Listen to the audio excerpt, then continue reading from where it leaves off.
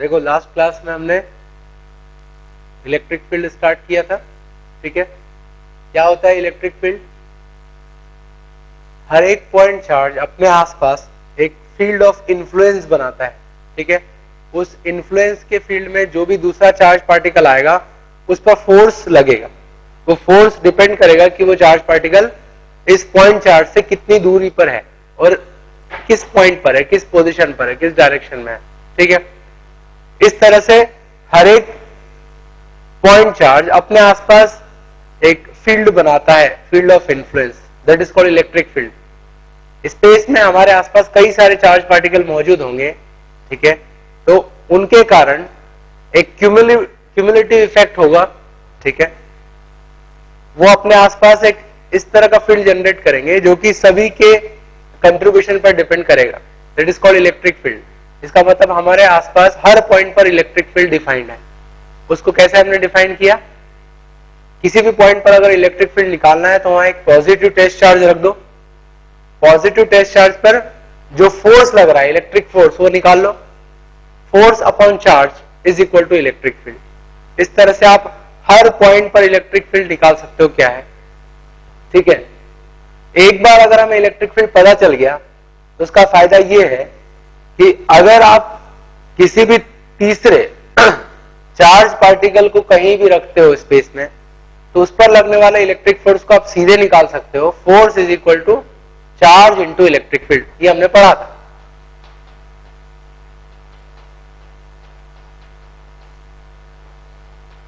तो electric field में अगर किसी चार्ज पार्टिकल को रखोगे तो it would experience electric force that is equal to charge into electric field. Positive charge है तो उस केस में फोर्स इलेक्ट्रिक फील्ड की डायरेक्शन में ही लगेगा और निगेटिव है तो अपोजिट डायरेक्शन में लगेगा, ठीक है। तो इस तरह से आप किसी भी चार्ज पार्टिकल पर फोर्स निकाल सकते हो, ठीक है।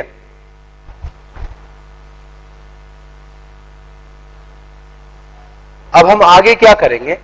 आगे अलग अलग सिस्टम के लिए इलेक्ट्रिक फील्ड डिफाइन करेंगे, ठीक।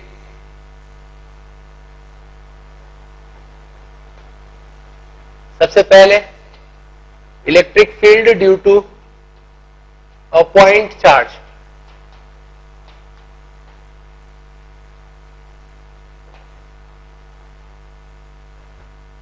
एक पॉइंट चार्ज है, उसके कारण इलेक्ट्रिक फील्ड क्या होगा, ठीक। तो समझो ये एक पॉइंट चार्ज है, से प्लस क्यू, राइट। ये पॉइंट चार्ज स्पेस में हर पॉइंट पर अपना एक फील्ड ऑफ इन्फ्लुएंस बनाएगा। हर जगह इसका इफेक्ट होगा, इन्फ्लुएंस होगा, ठीक है। उस इन्फ्लुएंस को कैसे निकालेंगे? इलेक्ट्रिक फील्ड को कैसे निकालेंगे? मान लो मुझे इस पॉइंट पर इलेक्ट्रिक फील्ड चाहिए, पॉइंट पी। तो क्या करूंगा? पॉइंट पी पर एक पॉजिटिव टेस्ट चार्ज रख दूंगा, प्लस क्यू नॉट, ठीक है, टेस्ट चार्ज।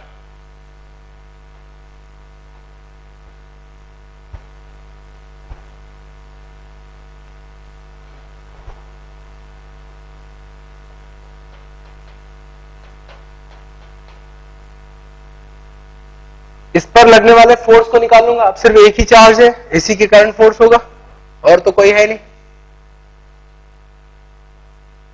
ठीक है। तो इसके कारण जो फोर्स लगेगा, हम जानते हैं प्लस प्लस मतलब रिपल्शन, जिसपे फोर्स इस डायरेक्शन में लगेगा।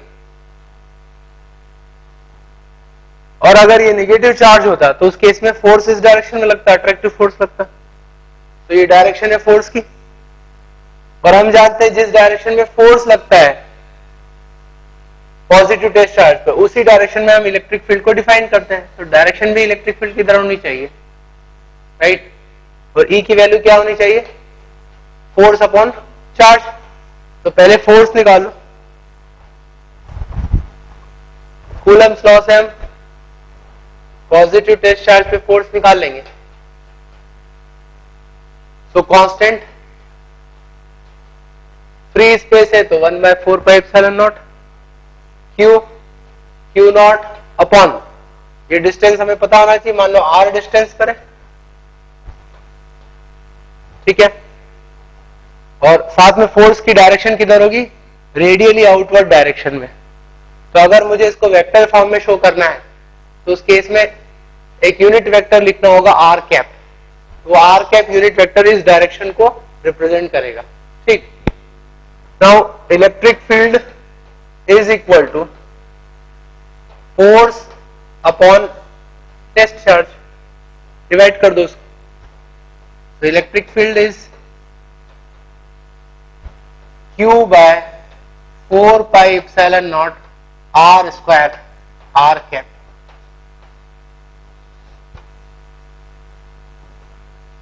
ठीक है, तो किसी भी पॉइंट चार्ज का इलेक्ट्रिक फील्ड उसके आसपास क्या होगा, constant Q by R square, और डायरेक्शन किधर होगी, अगर वो पॉजिटिव है तो रेडियली आउटवर्ड डायरेक्शन में, और अगर वो नेगेटिव चार्ज होता तो उस केस में क्या होता, फोर्स इधर लगता टेस्ट चार्ज पे, तो इलेक्ट्रिक फील्ड भी इधर होता, मतलब रेडियली इनवर्ड डायरेक्शन में।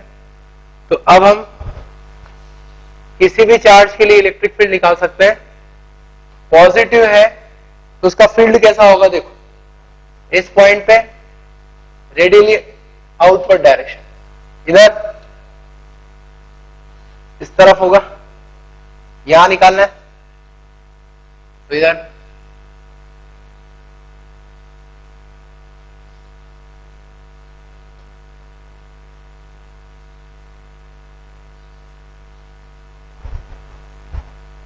अगर पॉजिटिव टेस्ट चार्ज है, सॉरी पॉजिटिव पॉइंट चार्ज है, तो उस केस में उसका इलेक्ट्रिक फील्ड बाहर की तरफ होगा। सिर्फ 2 डायमेंशन नहीं, 3 डायमेंशन में भी। जैसे चार्ज यहां रखा है, मुझे यहां इलेक्ट्रिक फील्ड निकालना है, दोनों को एक लाइन से जोड़ दो, इस लाइन में बाहर की तरफ होगा। यहां निकालना है, दोनों को जोड़ो, इस लाइन में बाहर की तरफ होगा। तो आप इमेजिन कर सकते हो, इस चार्ज को सेंटर पर मानो और एक स्फीयर बना लो इसके आसपास, तो उस स्फीयर के हर पॉइंट पर जो आउटवर्ड नॉर्मल होगा उस डायरेक्शन में इलेक्ट्रिक फील्ड होगा, किसका, इस पॉजिटिव पॉइंट चार्ज का। और इसी के प्लेस पर अगर नेगेटिव चार्ज लेता हूं तो उस केस में क्या होगा, electric field radially inward direction में होगा। यहां निकालना है, ये डायरेक्शन हो, यहां पर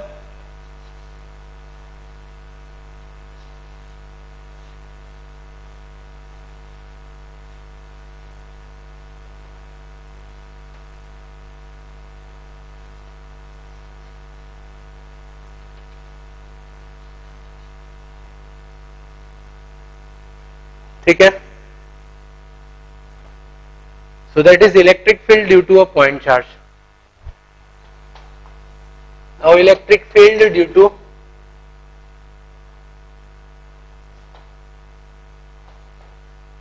system of charge.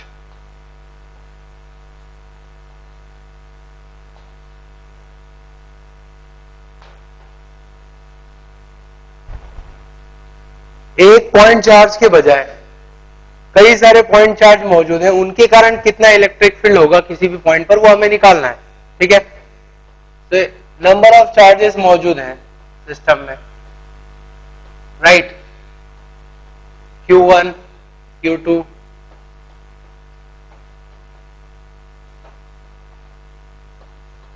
इस तरह से नंबर ऑफ चार्जेस मौजूद है। ये सिस्टम हो गया, ठीक है, जो भी चार्ज है, इसके कारण इलेक्ट्रिक फील्ड निकालनी है। मान लो मुझे इस पॉइंट पे इलेक्ट्रिक फील्ड निकालनी है, तो क्या करेंगे, तो अब सीधी सी बात है कि यहां पर जो इलेक्ट्रिक फील्ड होगा उसमें इसके आसपास मौजूद सारे पॉइंट्स का, सारे चार्जेस का कंट्रीब्यूशन होगा।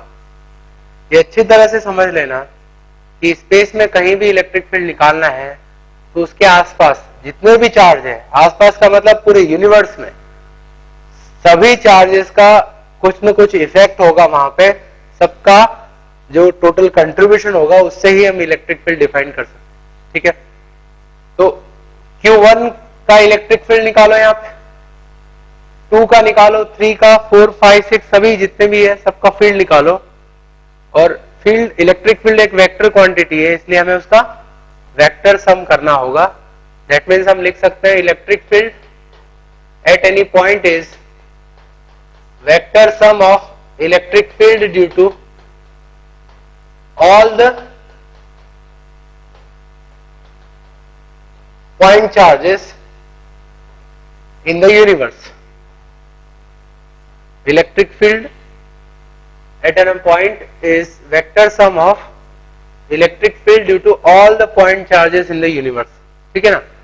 जैसे 1 की बात करूं तो 1 को पॉइंट P से कनेक्ट कर दो.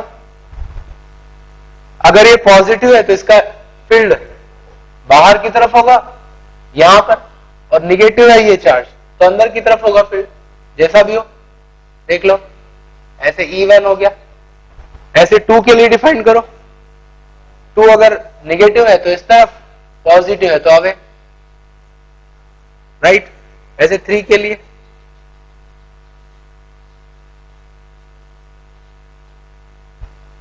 फोर के लिए. ठीक है. तो आपको क्या करना है, उस पॉइंट पे सभी का इलेक्ट्रिक फील्ड निकालना है और उसका वेक्टर सम करना है. ठीक है. तो अगेन हमें यहां पे सुपरपोजिशन का प्रिंसिपल लगा है. ठीक है.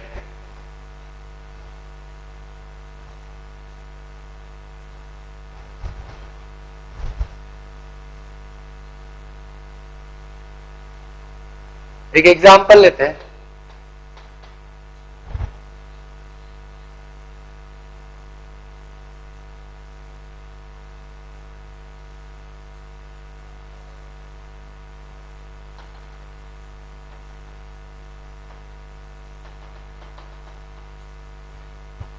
एक स्क्वायर है, उसके 3 कॉर्नर पर चार्ज रखे हैं.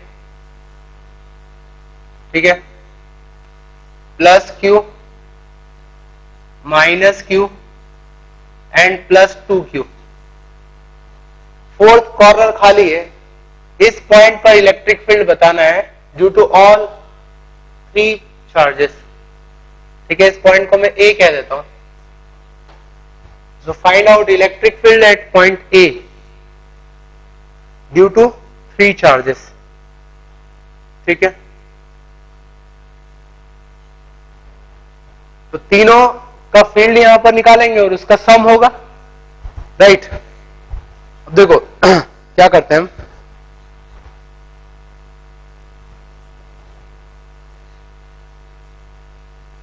एक एक करके मैं 1 कह देता हूं, इसको 2 और इसको 3. ठीक. Electric field due two point charge 1 at this point. हम जानते हैं पॉजिटिव चार्ज का फील्ड रेडियली आउटवर्ड डायरेक्शन में होता है, तो यहां निकालना है. तो इसका जो फील्ड होगा ये इस डायरेक्शन में होगा. अभी याद करो, थोड़ी देर पहले मैंने बताया था +q के कारण कहीं भी अगर आपको फील्ड निकालना है, मान लो यहां निकालना है, तो आप इसको एक लाइन से जोड़ दो. रेडियली आउटवर्ड मतलब बाहर की तरफ होगा. यहां निकालना है, इसको लाइन से जोड़ो, रेडियली आउटवर्ड मतलब बाहर की तरफ होगा फील्ड. ठीक है. तो प्लस के कारण रेडियली आउटवर्ड, तो इसका फील्ड यहां पर होगा इस डायरेक्शन में. इसको मैं कह देता हूं E1. ठीक. कितना होगा ये भी निकाल सकते हैं हम. E1 का मैग्नीट्यूड, तो Q/4πε0. ठीक है. जो स्क्वायर है उसकी साइड हमें गिवन है A, right, by A square. Second के कारण इस पॉइंट पर फील्ड निकालना है. तो नेगेटिव चार्ज का फील्ड कैसा होता है, याद करो मैंने बताया था.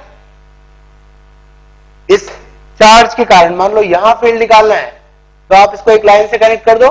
किधर होगा फील्ड का डायरेक्शन, रेडियली इनवर्ड, अंदर की तरफ. यहां निकालना है, लाइन से जोड़ो, अंदर की तरफ हो. यहां निकालना है, अंदर की तरफ. ठीक है.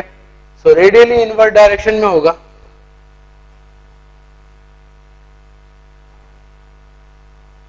इन दोनों को एक लाइन से जोड़ो. -q का फील्ड जो है अंदर की तरफ होगा. इसको मैं E2 कह रहा हूं बिकॉज ऑफ 2. 3 के कारण यहां पर इलेक्ट्रिक फील्ड तो पॉजिटिव है, तो रेडियली आउटवर्ड, तो लाइन से जोड़ो, इस डायरेक्शन में होगा E3. ठीक, E1 तो लिख लिया हमने, E2 भी लिख ले। ये डिस्टेंस कितनी है, √2a। तो इलेक्ट्रिक फील्ड का मैग्नीट्यूड होगा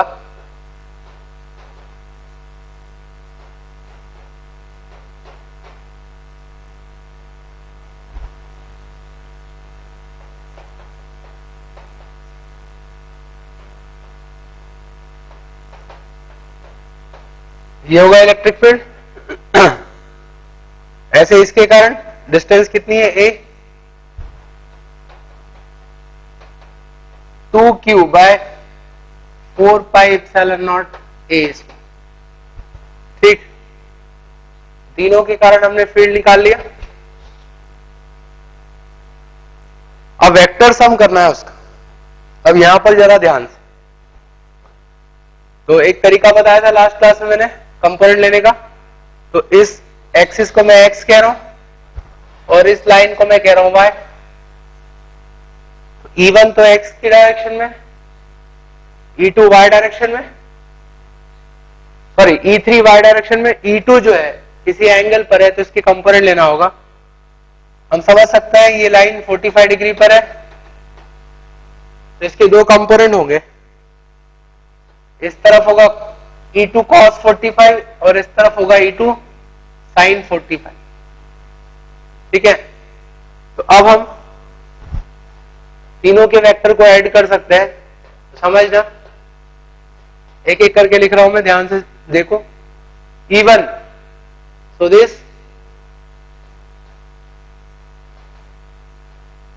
डायरेक्शन क्या है, आई कैप, प्लस E2, E2 के दो कंपोनेंट लिए, E2 cos 45 negative x direction में, E2 sin 45 negative y direction में। ठीक है, सो दिस इज E2। तो ये हो जाएगा -q/8√2πε0a² आई कैप, ये x कंपोनेंट हो गया और y कंपोनेंट भी इतना ही होगा, ये हो गया E2 प्लस E3। तो E3 y डायरेक्शन में है,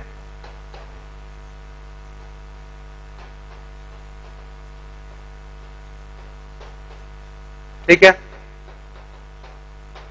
तो रिजल्ट क्या मिलेगा इसका,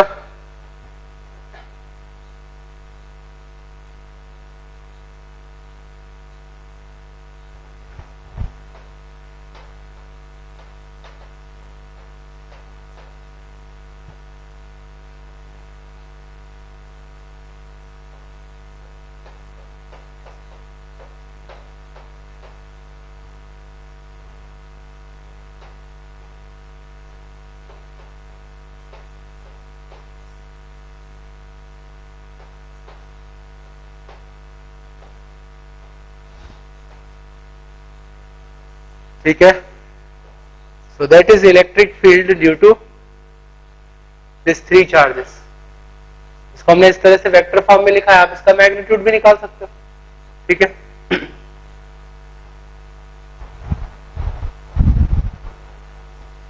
याद रखना है आगे इलेक्ट्रिक फील्ड में, और जैसे जैसे हम इसके एप्लीकेशन की बात करेंगे हम हर जगह वेक्टर की बात करेंगे। ठीक है, तो वेक्टर का जो सम होता है, कंपोनेंट लेना, उसको इस फॉर्म में लिखना, ठीक है, ये सब कुछ हमें आना चाहिए, अदरवाइज ये चीज डिफिकल्ट हो जाती है हमारे लिए।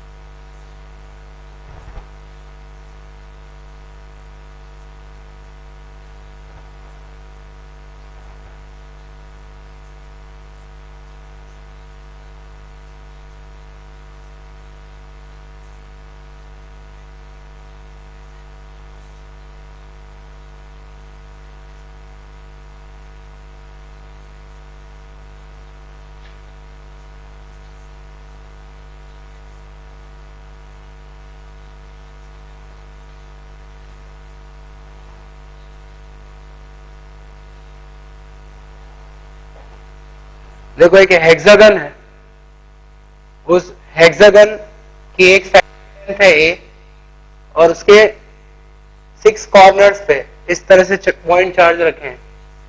Find out electric field due to this 6 point charges at the centre. Centre पर इलेक्ट्रिक फील्ड निकालनी है इस हेक्सागन में. चार्जेस गिवन है और साइड की लेंथ गिवन है.